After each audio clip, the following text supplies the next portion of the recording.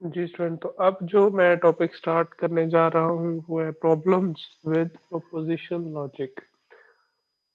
अब इसको आप ऐसे समझिए कि हमने पहले जो प्रोपोजिशन लॉजिक को समझा, उसमें डिफरेंट सेंटेंस को हम ट्रांसलेशन कैसे करते हैं उसकी एग्जांपल्स को भी कर लिया। लेकिन उसमें एक प्रॉब्लम है। प्रॉब्लम ये कि वो इतनी ज्यादा एक्सप्रेसिव नहीं है। ठीक है। तो जब एक चीज को हम स्टडी करते हैं, उसको देखते हैं, तो फिर उसकी प्रॉब्लम जो होती है उनको फिर हम नेक्स्ट में सॉल्व करते हैं। यही काम हमने यहाँ पे करना है।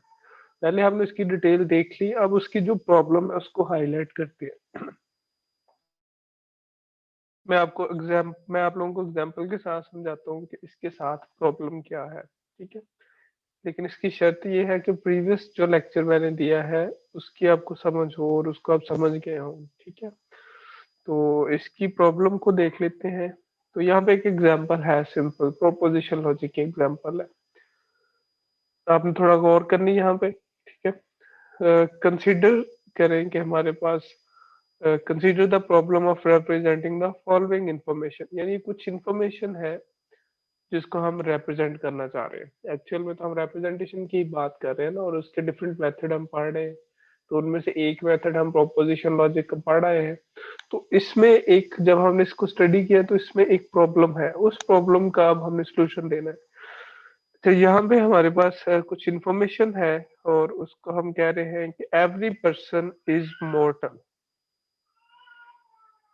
ठीक है। और उसके बाद हम कहते हैं कि जैक इज अ पर्सन, ये इंफॉर्मेशन है।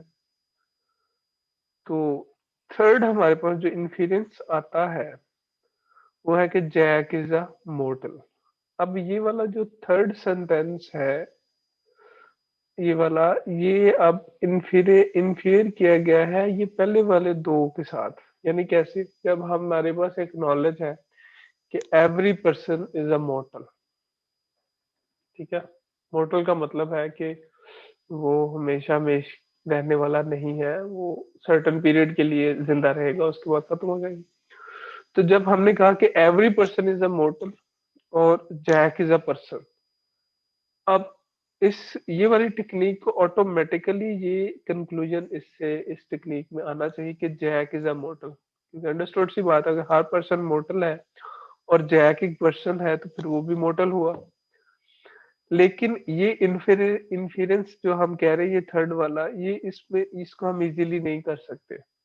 कैसे नहीं कर सकते वो मैं आपको समझाता हूँ कि हम how can these sentences be represented so that we can infer the third sentence from the first two।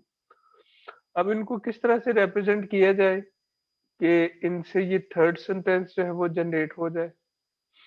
ठीक है। अब हमें हर पर्सन के लिए इस सिनारियो में ये बताना पड़ेगा कि Jack is a person, Ali is a person, Hamid is a person. तो फिर जाके वो हमें उसका रिजल्ट देगा कि अली भी मोर्टल है, हामिद भी मोर्टल है। जितने भी हम उसको नेम देंगे वो सब के बारे में हमें ये रिजल्ट देगा कि वो मोर्टल है। इस एग्जांपल को थोड़ा मैं और आपके साथ जो है इसको एलेबोरेट करता हूँ आपके सामने। ठीक है। लेट्स सपोज कि हम प्रोपोजिशन लॉजिक में कुछ सिंबल जो है वो जनरेट कर देते हैं जो इसके लिए स्टैंड करते हैं। ठीक है। जैसे हमने कहा कि जो P है ये रिप्रेजेंट करता है पर्सन को, जो Q है ये रिप्रेजेंट करता है मोर्टल को, और जो R है ये रिप्रेजेंट करता है जैक को। ठीक है। तो अब हम ये तीनों को जो है वो रिप्रेजेंट कर सकते हैं यूजिंग प्रोपोजिशन लॉजिक। वो कैसे? कि if P is a person then वो क्या है? मोर्टल है। फिर यहाँ पे Q यूज किया ना, इफ P देन Q, यानी if P is a person then वो क्या है? वो मोर्टल है। फिर हमने उसका लिंक किया कि जो जैक है उसको हमने आर के साथ, if Jack is a person, जो जैक है वो एक पर्सन है, तो उससे फिर हमने थर्ड सेंटेंस जो है वो जनरेट किया। वो फिर हमने कहा कि जो जैक है वो भी मोर्टल है। ठीक है। तो इसके लिए हमने ये तीन जो प्रोपोजिशंस ऊपर हमने जिनको रिप्रेजेंट किया, इन तीन को उनको यूज करते हुए हमने ये सेंटेंस जो है वो जनरेट कर लिया प्रोपोजिशन लॉजिक में। अब ये में जो थर्ड सेंटेंस है, इंटेल्ड बाय द फर्स्ट टू, यानी ये थर्ड वाला सेंटेंस यहाँ पे जो है ये फर्स्ट टू के जो सेंटेंसेस हैं उनसे उनकी रीजनिंग करके हमने जनरेट किया है, ठीक है।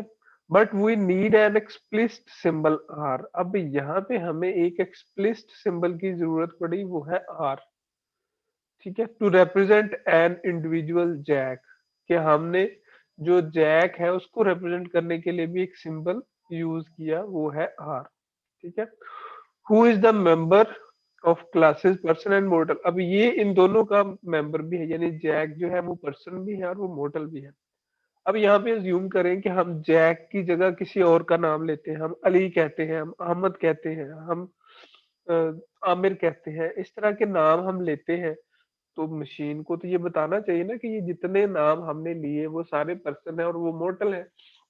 लेकिन ये ऐसा करने के लिए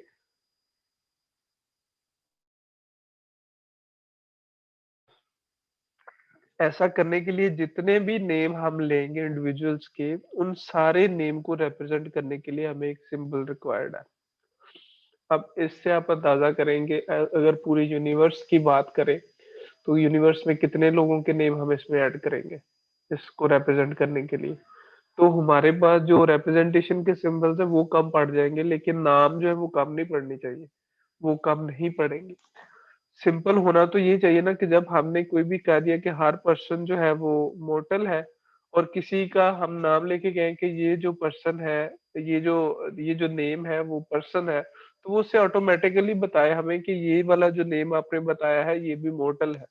लेकिन हमें ऐसा प्रोपोजिशन लॉजिक में नहीं करना पड़ता। प्रोपोजिशन लॉजिक में हमें हर नेम के लिए सिंबल रिप्रेजेंट करना पड़ता है, ठीक है। अब यहाँ पे वो जो थर्ड पॉइंट फोर्थ पॉइंट मैंने एलैबोरेट किया, representing their individuals requires introducing separate symbols for each. ये तो डिफाइन कर दिए, लेकिन ये नेम चेंज हो रहा है बार बार। हम कह रहे हैं Jack is a person, Ali is a person, Ahmad is a person. तो हमें हर एक नेम के लिए जो सिंबल है वो इंट्रोड्यूस करवाना पड़ता है, ठीक है। और तो उसी की बेस पे हम ये फैक्ट जो है वो कर सकेंगे कि all individuals who are people are also mortal, ठीक है। तो ये इसमें प्रॉब्लम है। एक एग्जांपल मैं और आपके साथ इसकी शेयर करता हूँ ताकि आपकी अगर कंफ्यूजन है तो वो दूर हो जाए, ठीक है। Proposition logic is not expressive enough, ये वाली प्रॉब्लम हमने हाईलाइट की थी और इसके एक एग्जांपल मैं बता चुका हूँ, ठीक है।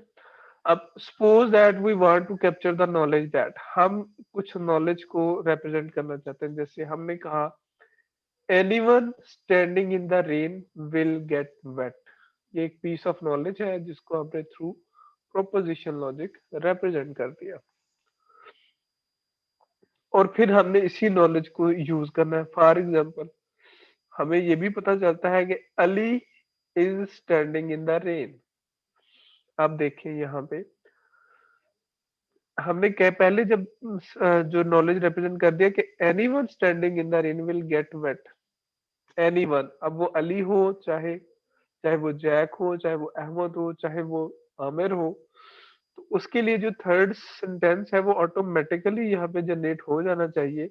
जैसे Ali standing in the rain, तो हमें इन द रेन तो इसका इन्फीरेंस हो जाना चाहिए कि अली विल गेट वेट, ठीक है। उसके बाद अहमद हम कहते हैं तो उसका भी इसको हमें रिजल्ट मिल जाना ही चाहिए, Ahmad will get wait.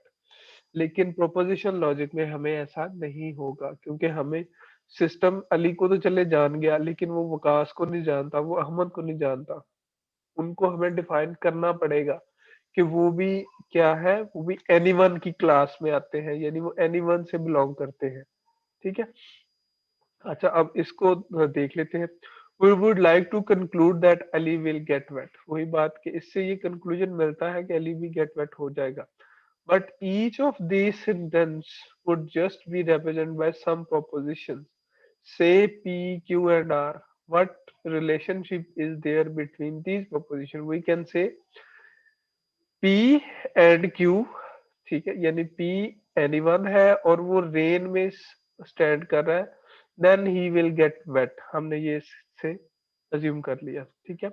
Then given P and Q, अब यहाँ पे P एंड Q का मतलब है anyone standing in the rain will get wet, ठीक है। ये एंड के थ्रू हमने इस ये वाला जो प्रोपोजिशन है इसको रिप्रेजेंट कर दिया।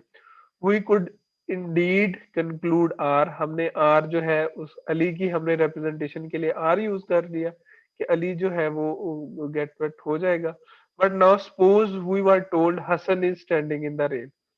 अब हम अली के बाद कहते हैं कि हसन भी जो है वो बारिश में खड़ा है। तो उसके लिए फिर हमें हसन के लिए हो सकता है अगेन हमें इस आर की जगह और सिंबल यूज करना पड़ेगा। ठीक है, कि एनी जो हसन है वो बिलोंग करता है एनी वन की क्लास से। तो फिर जाके हमें वो इसका बताएगा कि any one standing in the rain then क्या होगा, ही विल गेट वेट। तो ये प्रॉब्लम हमारे पास प्रोपोजिशन लॉजिक में आती है कि हम इस तरह की जो नॉलेज है उस जो डिफरेंट क्लासेस से रिलेटेड नॉलेज है उसको हम रिप्रेजेंट नहीं कर सकते। हम हमें इंडिविजुअली हर चीज के लिए क्या करना पड़ेगा, एक सिंपल इंट्रोड्यूस करवाना पड़ेगा और फिर उस सिंबल की बेस पे हम अपने जो है वो रिजल्ट जो है दूसरे कंक्लूड करेंगे। ठीक है, जैसे वो प्रीवियस एग्जाम्पल कंटिन्यू है कि इससे फिर हमें ये कंक्लूड ही करेंगे ना कि Hasan will get wait but nothing we have stated so far to help us to do this. लेकिन प्रोपोजिशन लॉजिक में स्टिल हमने ऐसी कोई भी चीज नहीं पढ़ी जो हमें इसके साथ हेल्प कर सके। ठीक है, the problem is that we not able to represent any of the details of these propositions, कि हम इस तरह की प्रोपोजिशंस की डिटेल को रिप्रेजेंट नहीं किया हमने। ठीक है, तो इसका फिर हल क्या है, क्योंकि जो प्रोपोजिशन लॉजिक है वो इतनी एक्सप्रेसिव नहीं है। तो फिर इसका हल हमें क्या मिलेगा, इसका फिर हल हमें मिलेगा जो मोर एक्सप्रेसिव लॉजिक रिक्वायर्ड है, और उस मोर एक्सप्रेसिव लॉजिक का फिर हम जो स्टार्ट करेंगे उसको कहते हैं प्रेडिकेट लॉजिक या फिर फर्स्ट ऑर्डर लॉजिक। उसमें फिर ये वाली प्रॉब्लम हमारी जो है वो सॉल्व हो जाती है। ठीक है,